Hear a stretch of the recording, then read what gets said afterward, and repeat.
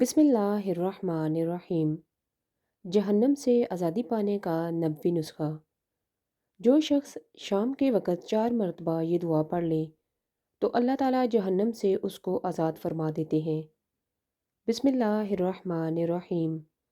اللہم انی امسیت اشہدک و اشہد حملۃ عرشک و ملائکتک و جمیع خلقک انک انت اللہ لا الہ الا انت وحدک لا شریک لک وان محمدا عبدک ورسولک۔